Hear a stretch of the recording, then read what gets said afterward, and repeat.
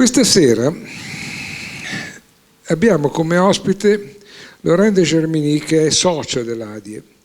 Quindi questa sua presentazione cade nel contesto che regolarmente noi abbiamo dei soci dell'ADIE che raccontano qualche cosa della loro vita professionale.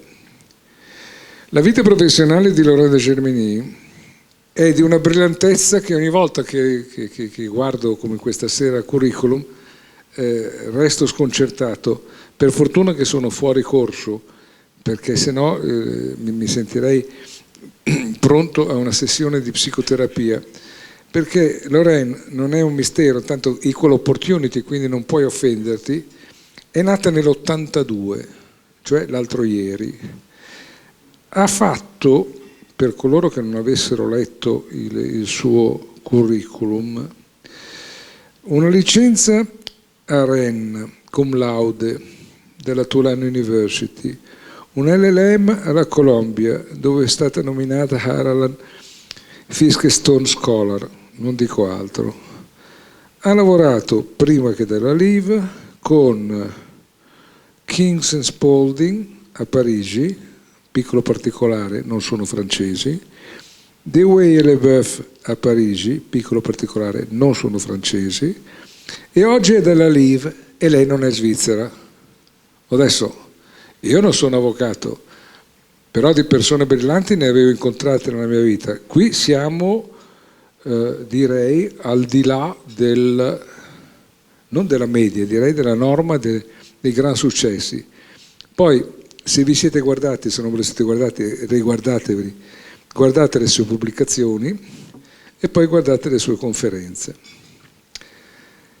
Credo che sia una bellissima occasione quella di questa sera, perché, come è lo scopo dell'ADIE, siamo qua per ascoltare qualcuno che ci stimoli raccontandoci una sua esperienza professionale e per poi poter dialogare e porre delle domande ed avere delle risposte, e sono certo che Lorraine non deluderà nessuno. C'è solo un commento che non c'entra niente con la presentazione, ma in questo weekend c'era, non so se leggete a volte il Financial Times, c'è Lunch With, no? E c'era Lunch With Blankfein, l'ex CEO di Goldman Sachs. E nella sua conversazione col giornalista dice che quando lui vede un'antelope e un ghepardo è spiacente per l'antelope, però non può che fare il tifo per il ghepardo. Allora, il fatto che Lorraine ci abbia messo due antelope tra di loro, mi domando se la LIV è il ghepardo. Grazie. Grazie, buonasera a tutti e grazie all'ADIE per l'invito. È un onore potervi parlare questa sera e mi dispiace soltanto di non poter fare la presentazione nella lingua di Dante, anche perché mio padre è nato a Firenze, ma è così. Donc je continuerai en français. Et donc oui, c'est un grand honneur de vous faire cette présentation donc sur l'arbitrage international dans le secteur minier. Je pensais donc commencer par qu'est-ce que c'est que l'arbitrage international, premièrement, et puis ensuite vous parler un peu des arbitrages qui concernent le secteur minier, donc qui concernent des projets miniers qui, pour une raison ou une autre, n'ont pas marché. Donc, qu'est-ce que l'arbitrage international ? Certains d'entre vous en avez peut-être entendu parler, peut-être par des journaux, peut-être par le travail, peut-être que par votre travail vous avez été en contact, vous avez participé d'une façon ou une autre à un arbitrage. En deux mots, l'arbitrage international est un moyen de résoudre des litiges autrement que devant les cours de justice. Donc quand deux personnes ou deux entreprises ont un différend ou un problème, elles peuvent essayer évidemment de négocier leur problème, elles peuvent essayer d'aller devant un médiateur peut-être avec leur problème, elles peuvent aller devant des cours de justice peut-être, ou autre option, soumettre leurs problèmes, leurs différends à un ou plusieurs arbitres. Donc ça, c'est l'arbitrage international. Après, il y a en gros 2 types d'arbitrage. Il y a 2 scénarios possibles d'arbitrage. Premièrement, il y a l'arbitrage commercial. Donc, c'est l'arbitrage contractuel, c'est-à-dire un arbitrage qui va résulter d'un contrat, tout simplement. Donc, si on imagine une société italienne qui peut-être signe un contrat de vente avec une société allemande, imaginons, je ne sais pas, société de vente de chaussures, elles peuvent se mettre d'accord que s'il y a un problème un jour avec leur contrat de vente, peut-être que la société allemande ne paye pas ses factures ou la société italienne a des retards dans ses livraisons, eh bien, elles peuvent se mettre d'accord qu'elles vont soumettre leur litige à des arbitres. Parce que, évidemment, peut-être que la société italienne ne veut pas se retrouver devant des cours de justice en Allemagne. Elle ne connaît peut-être pas des avocats en Allemagne, ne connaît pas le droit allemand, ne parle pas allemand, et donc ne veut pas se retrouver en Allemagne au sujet de ce contrat de vente. Et pareil pour la société allemande, qui ne veut peut-être pas aller en Italie s'il y a un problème. Donc elles peuvent se mettre d'accord que si on a un problème, on va demander à la Chambre de commerce de Paris de désigner un ou plusieurs arbitres pour nous entendre, et nous nous mettons d'accord maintenant que ça sera par exemple le droit new-yorkais qui va s'appliquer, ou peut-être le droit suisse. C'est souvent le cas, les gens vont désigner le droit suisse. Donc ça, c'est le schéma très classique d'arbitrage commercial ou contractuel. Deuxième scénario, c'est ce qu'on appelle les arbitrages d'investissement. Et j'allais vous parler un peu plus des arbitrages d'investissement ce soir, peut-être de façon égoïste, parce que c'est ce que je fais un peu plus depuis quelques années, plutôt que les arbitrages contractuels. Donc, qu'est-ce que c'est que les arbitrages d'investissement? Ce sont des arbitrages qui ne résultent pas d'un contrat, mais qui résultent d'un traité international entre 2 pays. Ça, c'est ce qu'on appelle donc les arbitrages d'investissement. Comme vous le savez peut-être, il y a dans le monde plein de traités internationaux, bilatéraux et multilatéraux entre les pays. Et pour être plus précise, j'ai vu donc l'autre jour qu'il y a actuellement apparemment plus de 2300 traités bilatéraux qui sont en vigueur dans le monde actuellement. Depuis 2018, 64 traités bilatéraux ont été signés. Donc c'est quelque chose, chaque année, il y a des dizaines de traités qui sont signés, qui continuent. Vous avez peut-être entendu parler de certains de ces traités. Certains sont un peu connus. Moi, je pense que celui qui est le plus connu, c'est ce qu'on appelle NAFTA, l'accord de libre-échange, n'est-ce pas, entre le Mexique, les États-Unis et le Canada, qui avait été signé dans les années 90. Donc NAFTA contient une clause d'arbitrage. Donc si un Mexicain n'est pas content avec les États-Unis, il peut poursuivre les États-Unis en vertu de NAFTA. Il y a aussi certains traités dont on a parlé plus récemment dans la presse. Il y a 1 an ou 2, il y avait une période où on en a beaucoup parlé. Il y avait, à un moment donné, il était question d'un traité entre les États-Unis et tout un bloc de pays, en gros, d'Asie du Sud-Est et du Pacifique, ce qu'on a appelé the Trans-Pacific Partnership. C'était quelque chose signé par Obama. Et dès que Trump est arrivé, il a en gros retiré la participation des États-Unis. Et beaucoup ont dit que c'était vraiment offrir un grand cadeau à la Chine. Il était aussi question d'un traité entre l'Union européenne et les États-Unis, dont on a beaucoup parlé, pareil, soutenu par Obama. Et Trump avait en gros a fait marche arrière. Donc ça, ce sont des traités multilatéraux dont on a pas mal parlé dans la presse. Alors, si on prend l'exemple de la Suisse est actuellement partie à 121 traités bilatéraux. La Suisse a conclu des traités séparés avec 121 pays depuis des décennies.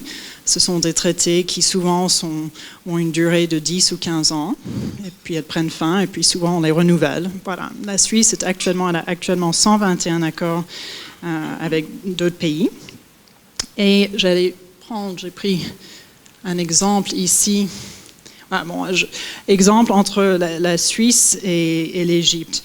Le traité entre la Suisse et l'Égypte, je l'ai regardé, pris comme exemple un peu au hasard, il contient toutes sortes de protections, donc, pour des investisseurs suisses qui iraient en Égypte. Donc voilà, le traité dit que si un investisseur suisse va en Égypte, l'Égypte doit accorder à cet investisseur suisse un traitement juste et équitable. Il doit bien le traiter. Et il ne doit pas le traiter de façon discriminatoire.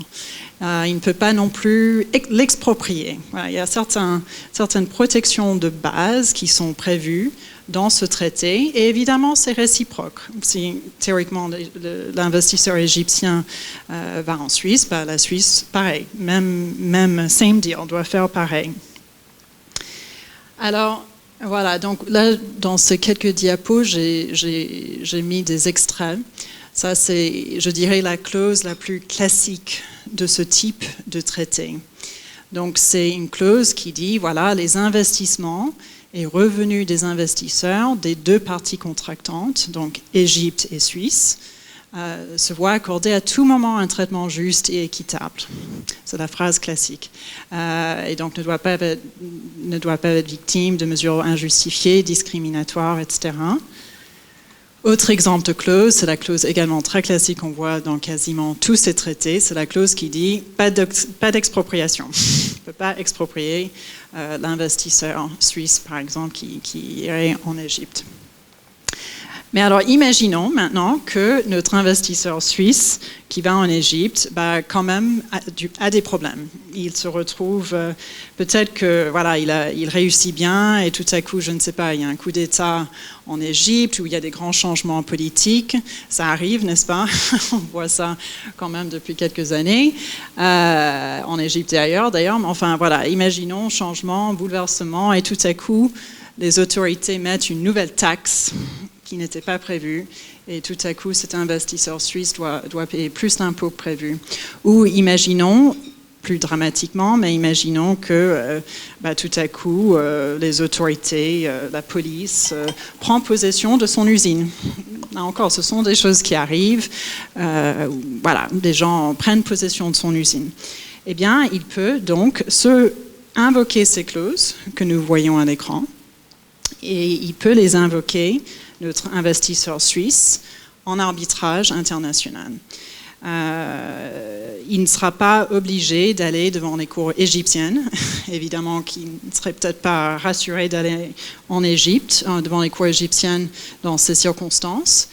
Et donc le traité entre l'Égypte et la Suisse dispose, c'est assez long, mais voilà, il a 4 options pour son problème, et la première option, c'est aller devant les cours de justice en Égypte, mais les 3 autres options, c'est aller en arbitrage. Donc, et dans ce cas-là, ça ne sera pas le droit égyptien qui s'appliquera, mais le droit international. Et c'est là où des avocats comme moi pouvons aider, intervenir et représenter cet investisseur suisse. Donc, en effet, moi, je ne fais que ça. Je suis spécialisée en arbitrage international. Je fais de l'arbitrage commercial, mais aussi des arbitrages d'investissement. Et comme je disais avant, depuis quelques années, je fais plutôt des arbitrages qui résultent de ces traités internationaux. Une différence importante et intéressante entre ces 2 types d'arbitrage, c'est que les arbitrages d'investissement sont publics. Donc on sait qu'ils ont, la plupart en tout cas, on sait, c'est souvent dans la presse, voilà, justement peut-être un investisseur suisse tout à coup poursuit l'Égypte, c'est annoncé dans la presse, on peut le voir, c'est parfois des sites un peu spécialisés pour les avocats comme moi, mais voilà, c'est public. Et les décisions sont publiques. Donc, quand les décisions sont publiques, évidemment, on a des informations. Et on peut commencer à faire des statistiques et voir ce qui se passe dans tous ces dossiers. Donc, pour vous donner une idée, il y a de plus en plus d'arbitrage d'investissement.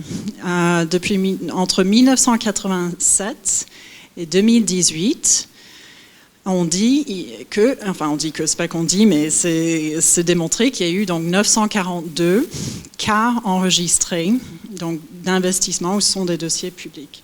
Et comme vous voyez, ça a augmenté vraiment beaucoup depuis surtout 2000-2001.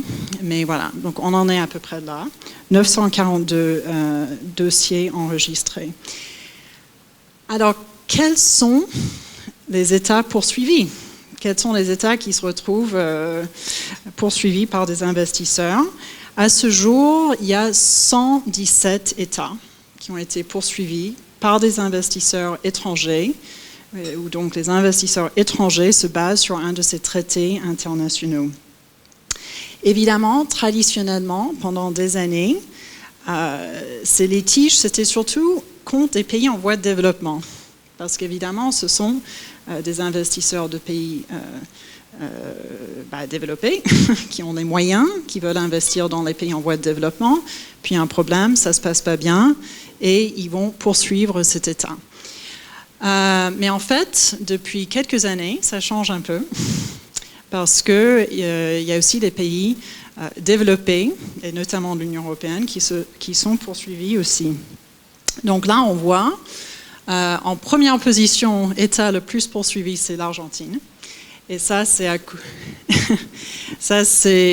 les suites de la crise financière de 2001. Donc, beaucoup d'investisseurs français, américains et autres se sont retournés contre l'Argentine. Donc, mes deuxième position, c'est l'Espagne. Alors, je ne sais pas si quelqu'un sait pourquoi. L'Espagne, c'est parce que, en gros, ces dernières années, l'Union européenne a passé surtout une directive principale, mais toute une série de mesures pour encourager l'énergie renouvelable, pour encourager les États membres à prendre des mesures pour encourager l'énergie renouvelable. Ils ont des buts pour 2030 surtout. Et l'Espagne a, par conséquent, encouragé donc passé un certain nombre de lois, etc., pour encourager les investisseurs étrangers à investir en Espagne, surtout dans le domaine de l'énergie solaire. Le problème, c'est qu'ils ont été victimes de leur propre succès. Il y a eu trop, pour ainsi dire, d'investissements. Et donc, l'Espagne a voulu faire marche arrière, mais ils l'ont fait de façon maladroite. Et donc, beaucoup d'investisseurs se sont retrouvés, en fait, avec de lourdes pertes, et de façon pas très, disons, légale. Et donc, il y a en ce moment même toujours un nombre de dossiers contre l'Espagne. Il y a eu certains dossiers déjà décidés. Dans certains cas, l'Espagne a gagné. Dans d'autres, l'Espagne a perdu. Voilà, ça dépend des cas exacts de chaque dossier.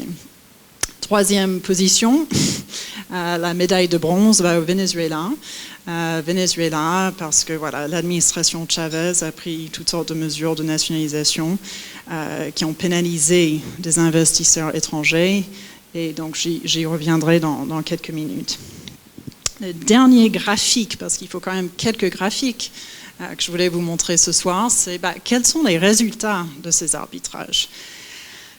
Dans la mesure où vous avez peut-être entendu parler de l'arbitrage par la presse, je pense que peut-être que vous me diriez, mais Lauriane, moi j'ai entendu des mauvaises choses sur l'arbitrage, parce que depuis quelques années, il y a une sorte de mode anti-arbitrage.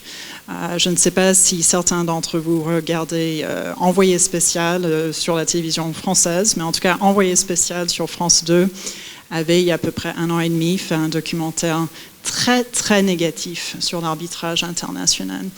Et parmi les choses négatives qui sont dites, ils disent que c'est très biaisé, c'est un système très déséquilibré qui favorise les grandes multinationales au détriment de petits pays pauvres. Voilà, que c'est du viol et que tous ces dossiers sont décidés en faveur des multinationales. Mais c'est vraiment pas le cas.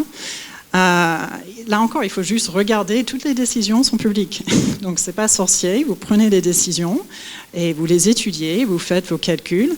Ça, c'est tiré d'un rapport du CNUTSI, enfin en gros des Nations Unies, qui démontre qu'en gros, dans tous les dossiers où il y a eu une sorte d'aboutissement, 36% ont été en faveur de l'État et 29% en faveur de l'investisseur. Et puis les autres cas, c'est des cas qui sont, en gros, il y a une résolution à l'amiable ou un retrait de la multinationale. Alors, est-ce que vous avez des questions déjà à ce stade? À la fin. Bon, alors je continue.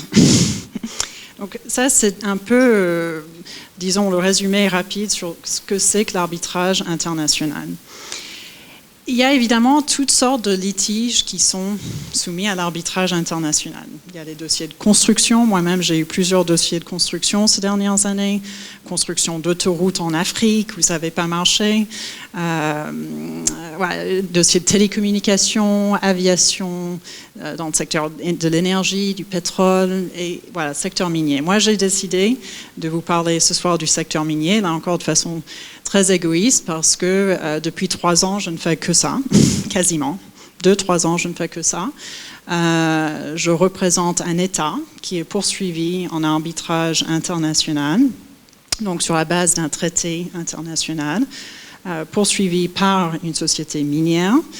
La société minière demande 4,5 milliards de dollars, donc c'est pour ça que j'y travaille à plein temps. C'est un gros dossier. Et voilà, j'ai beaucoup appris ces dernières années sur le secteur minier. Nous avons eu le procès en décembre. Je vous raconte tout ça aussi parce que là encore c'est public. Je peux vous dire tout ce que je suis en train de dire. C'est sur Internet. C'est toujours en cours, donc bon, je ne peux pas trop en parler non plus, mais ce que je vous dis, ça va. Donc le procès a eu lieu en décembre. Je préparais ce procès depuis 2 ans. C'est un procès qui a duré 2 semaines et où il y a à peu près une trentaine de témoins qui ont été auditionnés. Donc des deux côtés, des témoins qui témoignaient pour la société minière, des témoins qui témoignaient pour notre client, l'État poursuivi, donc des témoins de fait, et, dont 2 anciens premiers ministres du pays concerné, et des experts. Voilà, des experts techniques, des gens qui construisent les mines, qui parlent de combien de temps ça prend, voilà, toutes sortes de questions techniques qui étaient impliquées. Donc, c'était vraiment passionnant et c'est pour ça, voilà, en travaillant sur ce dossier, j'ai pas mal appris sur le secteur minier et sur tous ces arbitrages. Alors, le secteur minier est évidemment important parce que nous sommes de plus en plus nombreux sur la Terre et avons besoin de plus en plus de ressources minières pour nos téléphones, nos tablettes, nos ordinateurs, nos écouteurs, peut-être même nos voitures électriques. Donc il y a une forte demande et même l'énergie renouvelable, panneaux solaires, éoliennes, etc. L'énergie soi-disant du futur, l'énergie soi-disant propre, en fait, demande aussi ces énergies, ces minéraux rares, métaux rares plutôt, devrais-je dire. Donc, voilà, même en avançant avec l'énergie renouvelable, il y a une forte pression pour certains types de métaux. Et tout ça, ça donne lieu à beaucoup de projets miniers actuellement dans le monde. Et plus il y a de projets, plus il y a potentiellement de problèmes.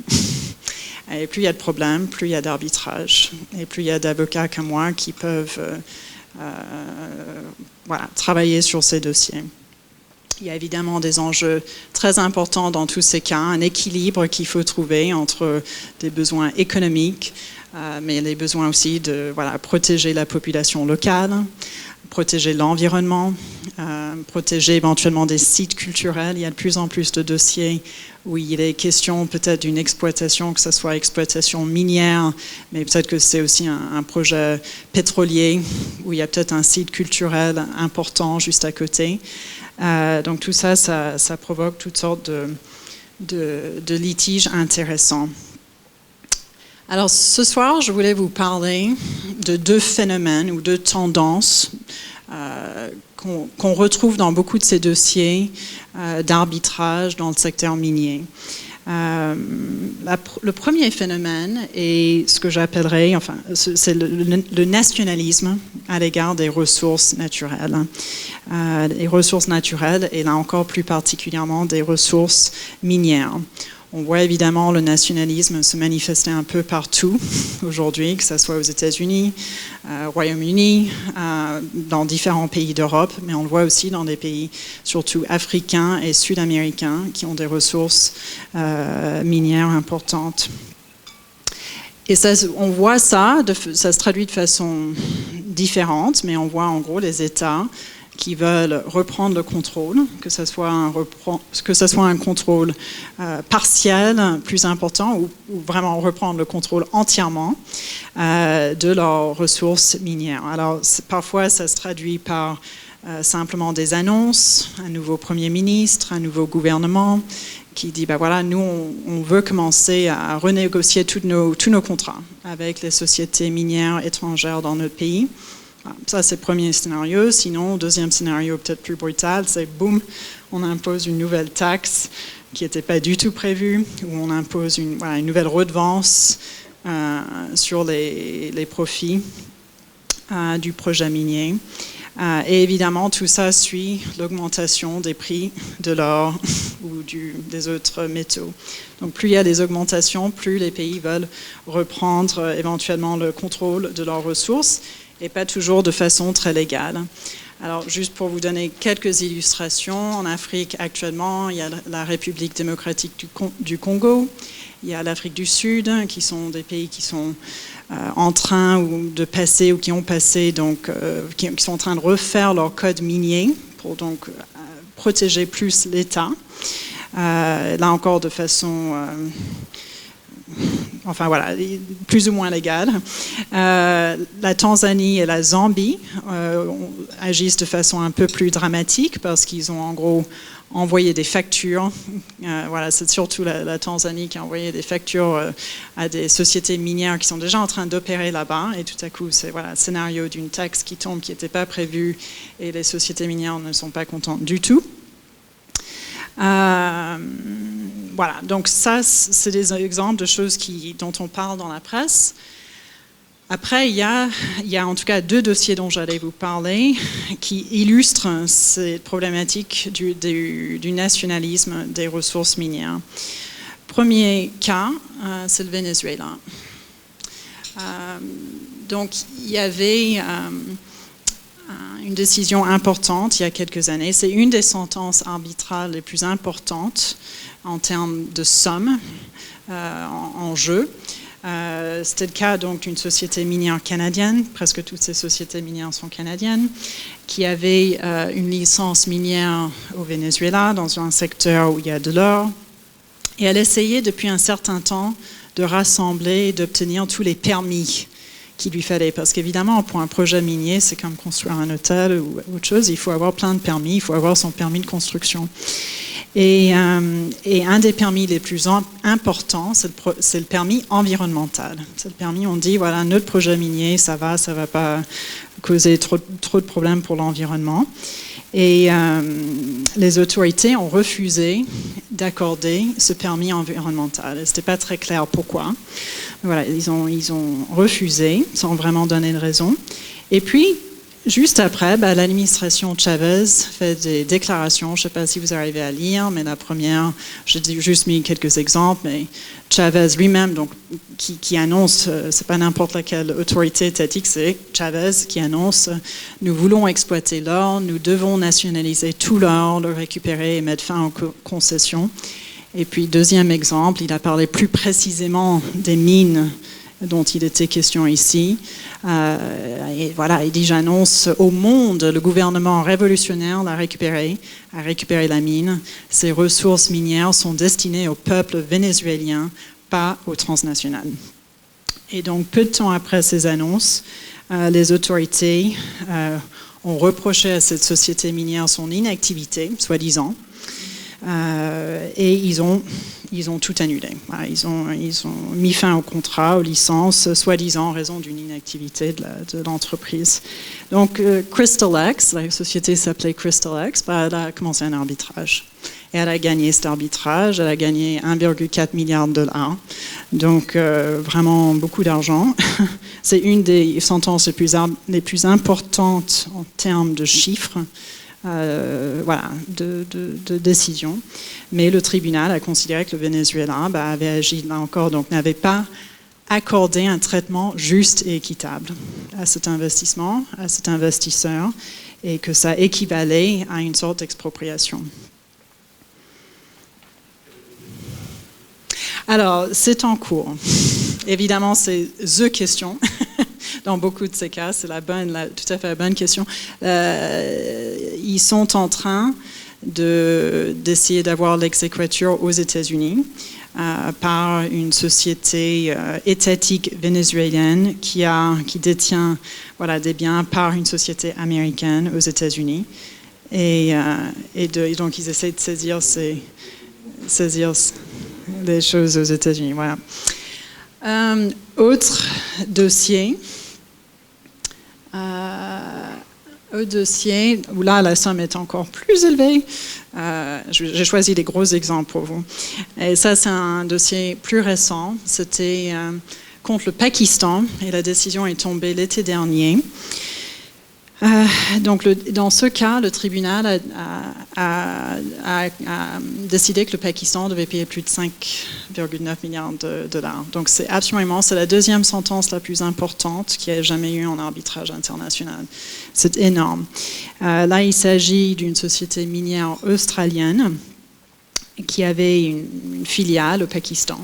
Elle avait une joint venture, signé une joint venture avec les Pakistanais, et donc avait vraiment une licence d'exploration. Avait licence d'exploration, tout ça, évidemment, ça dure des années souvent, parce qu'ils viennent, ils dépensent de l'argent, ils obtiennent la licence, tout ça, ça demande beaucoup d'investissement, beaucoup d'efforts. Et dans ce cas-là, ils ont trouvé pas mal d'or et de cuivre. Et donc, ils retournent pour obtenir maintenant la licence d'exploitation, qui dans tous les pays, normalement, c'est de façon, en gros, automatique. Et là, les autorités pakistanaises ont tout à coup dit « Ah ben non, en fait, il y a un problème avec votre joint venture. Elle n'est pas tout à fait en bonne et due forme. » Alors qu'en gros, 10 ans s'étaient écoulés auparavant, sans que personne ne dise quoi que ce soit à ce sujet. Et voilà, donc ça a donné lieu à un arbitrage et le Pakistan a perdu. Et le tribunal a considéré que c'était très classique et grossier de la part du Pakistan, qu'il voulait tout simplement. C'est un peu trop facile, évidemment, si une société étrangère vient et dépense des centaines de millions de dollars, et puis qu'on dise ok, maintenant vous avez trouvé, c'est bon. Nous, on va continuer le travail maintenant. Je simplifie de façon assez grossière moi-même, mais voilà, c'est ça ce qui s'est passé. Alors là, pour reprendre un peu la même question, c'est beaucoup plus récent. Donc, je ne sais pas ce qui va se passer, mais il y a un litige aux États-Unis actuellement, parce que le Pakistan a des biens aux États-Unis, et c'est en cours, et le Pakistan dit on est l'État, on ne peut pas payer ça, c'est trop élevé, on n'a pas les moyens, c'est 2% du PIB annuel, c'est un désastre. Alors, je ne sais pas, on verra ce qui se passera. Mais ces décisions d'arbitrage, d'investissement, beaucoup donc émanent en gros d'une division de la Banque mondiale, ce qu'on appelle le CIRDI. Je ne sais pas si j'ai mis le mot, peut-être pas, sûrement, je n'ai pas mis le mot, mais voilà, c'est un acronyme. En anglais, ICSID. Il y a une convention, donc des pays comme le Pakistan et le Venezuela, l'Argentine, ils avaient signé cette convention. Et cette convention est très importante parce qu'elle dit que les décisions d'arbitrage qui résultent d'un arbitrage comme ça, par exemple une sentence vénézuélienne, théoriquement, sont applicables et c'est comme une décision de justice d'une cour de justice au Venezuela. Enfin, une cour de justice au Venezuela doit le traiter comme si c'était une décision de leur propre cour, et c'est pareil dans tous les pays. Donc c'est très, très, très, très puissant comme mécanisme d'exécution. Donc, deuxième phénomène dont je voulais vous parler, et dernier thème peut-être de ma présentation, c'est quelque chose qu'on retrouve aussi dans plusieurs de ces décisions d'arbitrage dans le secteur minier. C'est des situations où il y a un projet minier quelque part et la population locale, locale au grand sens du terme. Peut-être que c'est une population dans le pays et pas juste à côté, mais en tout cas, la population, on va dire locale, n'est pas contente. Elle ne veut pas ce projet. Et elle manifeste ce mécontentement de façon plus ou moins virulente, expressive, etc. Mais évidemment, il y a de grosses questions environnementales avec ces projets miniers. Comme vous pouvez imaginer, ça, ils sont souvent énormes, donc souvent ça va vraiment détruire, sinon impacter le paysage. Dans mon dossier dont je vous parlais avant, c'était la question centrale. Et il y a toujours des habitants d'un village qui, en gros, devraient déménager pour le projet. Ils refusent, une minorité de gens refusent de déménager, donc ça, c'est un premier problème. Deuxième problème, c'est qu'ils sont dans un village qui est entouré de 4 montagnes, et tout l'or qui devrait être exploité est dans ces 4 montagnes. Donc, non seulement, si vous voulez, les villageois, ils ne peuvent pas rester là parce qu'ils seraient au milieu du projet minier, mais en plus, leur village, dont certains ils connaissent que ça, ils sont grandis là, la famille venait depuis plusieurs générations de ce village. Ces 4 montagnes allaient littéralement exploser, être explosées, détruites et devenir des lacs avec des produits chimiques, etc. Donc voilà, impact sur le paysage, question d'impact sur l'environnement, détruire des arbres, des forêts, des montagnes, changer les routes, parce que souvent toute l'infrastructure de routes, d'électricité, d'eau, etc. est impactée. La flore, la faune, évidemment le bruit, les vibrations, enfin voilà, il y a toutes sortes de questions quand il y a un de ces grands projets miniers qui font que la population locale peut-être ne va pas être contente. Voilà, je vais vous donner donc 3 exemples de situations en Amérique latine maintenant. Il y avait un dossier contre l'Équateur il y a quelques années où il y avait beaucoup d'opposition de la part de la population locale. Les autorités de l'Équateur avaient, en quelque sorte, à la suite de cette opposition locale, ils sentaient une telle pression qu'ils ont annulé la concession minière. Là encore, de façon pas très à droite. Mais ils ont dit « Ah, mais la société minière n'a pas assez consulté la population locale ». C'était un cas où il y avait eu des manifestations, les gens étaient dans la rue, il y avait des débats houleux entre les gens qui étaient pour le projet, parce qu'évidemment, il y a toute une partie de la population, c'est souvent le cas, qui veut le boulot, qui veut le travail, qui peut venir avec le projet minier, et puis d'autres qui étaient contre. Et la société minière, dans ce cas, avait fait quelque chose de vraiment invraisemblable, parce qu'elle avait embauché des paramilitaires, donc vraiment des gens armés pour défendre, sauf que ce n'était pas défendre, c'était vraiment attaquer les opposants. Et il y a eu un homme qui est mort. Enfin, ils avaient tiré sur des gens avec des balles. Enfin, voilà, ce sont des choses qui arrivent, très, très dramatiques. Et donc, voilà, à la suite de ça, le gouvernement, en tout cas, je ne me rappelle plus si c'était le gouvernement, avait dit, non, on annule. Sauf que là encore, c'était donc de façon assez maladroite. Et donc, la société minière a commencé un arbitrage en disant qu'il y avait eu violation du traité entre le Canada et l'Équateur. Et le tribunal était d'accord. Le tribunal a dit, oui, on est d'accord. Société minière. Mais ils étaient très marqués, les membres du tribunal, par ce mauvais comportement de la société minière. Ils n'ont pas aimé ça et ils ont été aussi frappés par cette forte opposition au projet. Et donc, ils ont dit, on relève que le projet, l'avenir de ce projet est très incertain. C'est-à-dire, même si l'État vous donne tous les permis dont vous avez besoin, un projet minier ne peut pas vraiment se faire si les gens sont dans la rue, s'il y a des physiquement qui font obstacle. L'avenir de ce projet est très incertain. Et ils ont aussi décidé que la société minière était vraiment responsable, ou en tout cas co-responsable, de cette opposition. C'est vraiment la société qui avait été assez arrogante, qui avait juste présumé que les gens aimeraient le projet, très pour, etc. Et le tribunal a dit, mais non, mais vous êtes donc responsable de votre problème. Enfin, c'est vous qui avez mal géré. Et donc, le tribunal a pris cela en compte pour décider du montant à accorder à la société minière. Donc, ça saute un peu, oui, ça va. Ils ont accordé 20 millions de dollars plutôt que 70 millions. Voilà, ils ont accordé une portion des sommes que la société minière avait dépensées sur place en Équateur. Il a demandé 65 70. Oui, 70. Autre dossier, Bear Creek Mining contre le Pérou. Très similaire dans les grandes lignes, on va dire. La demanderesse avait une concession minière au Pérou. Là encore, projet confronté à une forte opposition. La société n'avait pas encore obtenu ses permis. Donc là encore, je vous parle de scénario où ce n'est pas un projet qui est en cours, c'est un projet où ils n'arrivent même pas à décoller. Ils n'arrivent pas à avoir leur permis même pour construire. Donc ils ne sont pas en mode opérationnel.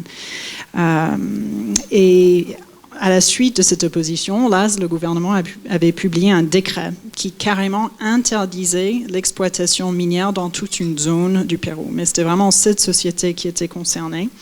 Là encore, elle commence un arbitrage sur la base du traité entre le Canada et le Pérou. Et là encore, le tribunal est très frappé par cette forte opposition au projet et dit, en gros, vous auriez pu mieux faire. Vous, société minière, franchement, vous auriez pu mieux faire, mieux gérer ce conflit. Mais en même temps, ils ont dit, cette opposition ne pouvait pas justifier la décision du gouvernement. Le gouvernement, quand même, n'aurait pas dû passer ce décret. Ce n'était pas légal, c'est pas justifiable.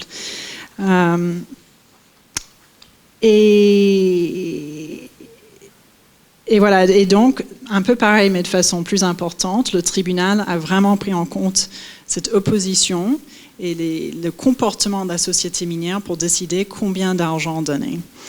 Dans ce cas-là, la société minière avait demandé plus de 500 millions de dollars. Ils demandaient en gros une somme qui correspondait à leur calcul. Ils avaient sans doute des experts financiers pour dire voilà ce qu'on pense qu'on aurait gagné si le projet avait marché. Et le tribunal a dit hors de question, on ne sait pas combien vous alliez gagner, vous n'avez même pas commencé. On va vous donner simplement une somme qui correspond aux dépenses, voilà, aux sommes que vous avez investies dans la phase d'exploration de votre projet. Il y a néanmoins eu dans cette décision une opinion dissidente, parce qu'on peut avoir ça en arbitrage, où il y a généralement 3 arbitres dans ces gros dossiers, et parfois un des arbitres va publier une décision dissidente. Et dans ce cas, l'arbitre, c'est un monsieur, je n'ai pas marqué son nom, mais très distingué, très, très connu, qui a dit il faut aller, je ne suis pas d'accord avec mes collègues, il aurait fallu aller plus loin. Il ne devrait pas avoir les 18 millions. Il ne devrait pas avoir les 18 millions parce qu'on ne devrait pas leur donner la somme qui correspond à tout ce qu'ils ont dépensé, on devrait leur donner la moitié. Parce que justement, nous, arbitres, pensons qu'ils ont eux-mêmes provoqué ce problème. Ils ont créé ce problème. Ils ont en tout cas contribué au moins à hauteur de 50% de ce problème. Donc lui, il voulait donner 9 millions, si je ne me trompe pas. Il voulait donner la moitié. Et donc là, je trouve que c'était assez puissant ce qu'il a dit. C'est un peu technique, mais ce que j'ai mis en gras, en tout cas, c'est la partie où il dit ce n'est pas, première partie, ce n'est pas à l'État de tenir la main de l'investisseur. Un investisseur vient chez nous, il doit un peu quand même se débrouiller. Il doit faire les choses correctement. Et quand on parle de ces projets miniers, là encore, c'est un peu comme toutes sortes de projets qu'on peut avoir dans le monde, des projets de construction. Si vous avez dans votre village demain quelqu'un qui veut mettre une éolienne à 1 kilomètre, c'est quand même aux développeurs de convaincre les voisins, etc., que c'est pas un problème, que c'est bien l'éolienne. Et donc c'est pareil pour un projet de construction, c'est l'investisseur. L'investisseur, on lui donne généralement une opportunité, quand on lui donne une licence minière par exemple, on lui donne une opportunité pour faire son projet, mais c'est à l'investisseur d'obtenir tous les projets conformément à la loi et de faire son PR, de parler avec les gens, de ne pas présumer qu'ils vont adorer le projet. Et voilà, et donc dernière phrase, l'accord de libre-échange, l'ALE, le traité, n'est pas une sorte de police d'assurance. C'est pas comme si ça se passait pas bien, hop, je vais en arbitrage et hop, je vais avoir mes 500 millions de dollars. C'est pas comme ça que ça marche. Donc voilà, je trouve que c'était assez puissant comme conclusion. Dernière sentence, Bolivie, cette fois. Ça, on est toujours en Amérique latine. Donc là, le tribunal avait conclu aussi que l'opposition sociale à un projet minier avait mené à ce que les autorités émettent un décret qui annulait une concession minière. Et là encore, tout ça, ces deux décisions du Pérou et de la Bolivie sont très récentes, elles sont de l'année dernière. Donc c'est intéressant de voir cette tendance, cette mode, ces nouvelles décisions. Et donc, elle a considéré que la société minière était, en tout cas, responsable ou co-responsable à l'opposition. Et dernière citation qui était pas mal, enfin, il y en a tant, j'aurais pu en choisir d'autres, mais voilà, elle a été très dure pour dire que c'est clair pour le tribunal en ce qui concerne le projet, que c'est la société minière donc, qui a entrepris des activités qui ont conduit aux troubles dans la communauté touchée. La société a adopté une stratégie qui a contribué à accroître les divisions entre les communautés indigènes, la radicalisation des groupes d'opposition et l'impossibilité pratique de rechercher le consensus. Voilà. Et donc là encore, ils ont accordé une somme vraiment inférieure à la somme demandée, pareil à la décision précédente, c'est-à-dire qu'ils n'ont pas voulu donner la somme importante qui correspondait à l'argent que la société minière pensait qu'elle aurait obtenu si elle avait pu faire son projet, et ils ont simplement accordé 20 millions, qui était la somme en gros, des dépenses en Bolivie. Voilà, je pense m'arrêter là, mais je ne sais pas si je suis dans les temps plus ou moins, mais j'espère entendre vos questions et remarques. Je pourrais continuer, mais je vais m'arrêter là.